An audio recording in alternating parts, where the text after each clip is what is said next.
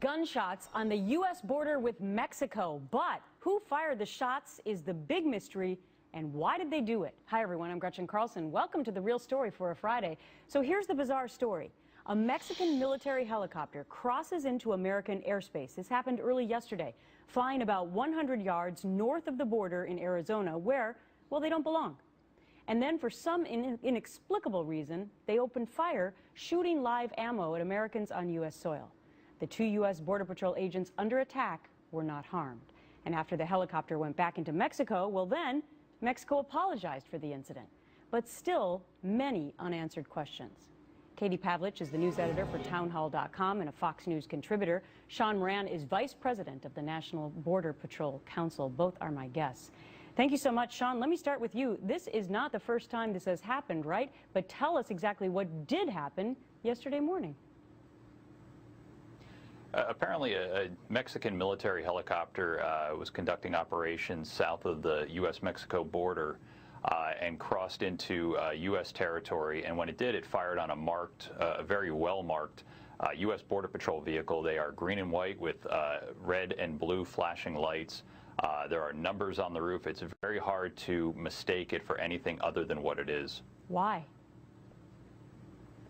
That's a good question. When you're operating in the vicinity of the border, Border Patrol agents are well aware that they have to know where they are at all times so that they do not cross into Mexico, because there are very drastic repercussions. Unfortunately, on the other side of the coin, we really have no repercussions when the Mexican military or law enforcement crosses into the U.S. We usually let them go with an apology at the orders of the State Department. Well, it's one thing to cross over the border. It's a whole other thing to shoot at United States border agents. Katie, let me bring you into this story because I know that you have written about this today. What do you make of it? I think it's completely unacceptable. I think there's a double standard here, obviously, that Sean has pointed out already, but we have to keep in mind that the Mexican government has very high standards for our Border Patrol agents. In fact, high standards include, they don't like the fact that our agents use lethal force against those who throw rocks, which is also can be a lethal weapon. And now we have this Mexican military helicopter shooting at marked Border Patrol agents, and they haven't explained why they're doing that. And sure, great, the Mexican government has issued an apology, but I don't think that an apology is enough, and I think that they're going to have to do a little more to explain what went on here. I think the first step in that could be, look, we're sorry, here, let's release Sergeant Tamarisi from our jail as an exchange for what we did to screw up, to shoot at your Border Patrol agents. All right, more on that in just a minute, because I want to bring Sean back into the equation, because here is what is startling, that apparently Mexican military are oftentimes working hand in glove with the Mexican drug cartels. How would that factor into this particular shooting, Sean? Well, I hesitate to speculate. It's believed that this was a legitimate operation in this instance, but there have been other instances where Mexican law enforcement and Mexican military have been suspected of working for the cartels, and their excuses when they cross the border are pretty sorry. They say they didn't see the border, or it wasn't well marked, or they got lost. And that's when agents are actively working drug tracking and attempting to arrest smugglers. So it seems very coincidental that they happen to be in the area when we make these arrests. All right, and really have no excuse for being there. Okay.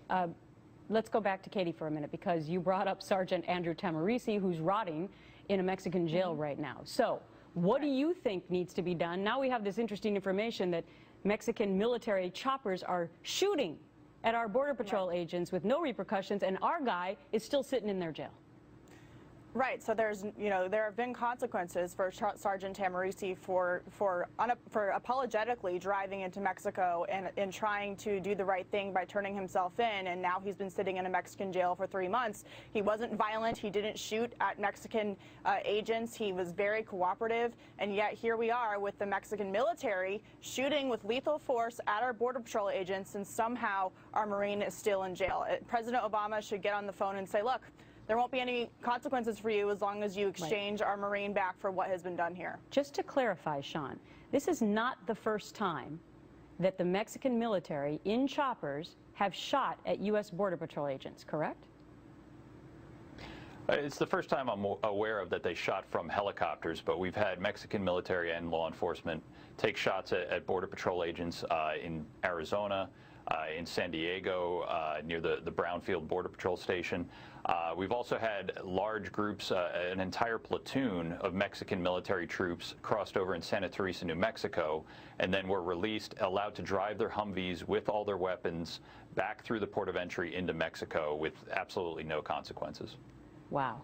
Some startling information coming out with this report today. Sean Moran, Katie Pavlich, thanks so much. Thanks.